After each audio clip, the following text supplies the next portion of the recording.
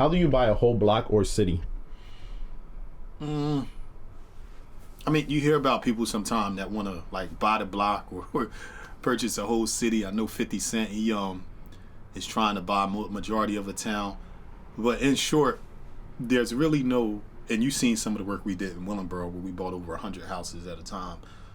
But you can't go and buy, like, cities aren't typically for sale and blocks aren't typically for sale, but sometimes they are.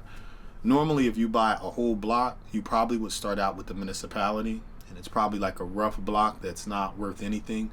But typically, they don't have the whole block. You got to do something that's called assemblage if you want to put houses together and you want to buy up a central location. So, for an example, you go to a municipality and say they do have a couple houses for sale that are on a block. They might have half the block for sale.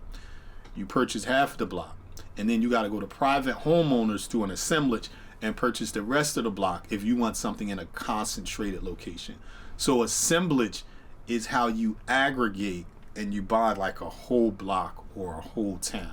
Now, sometimes you got places like Detroit where the town is just insolvent, or certain parts of the town are insolvent, which means that the cost to build up that town is more than what the houses are selling for. Now, when you run into a situation like that, you can go in and buy a majority of a town.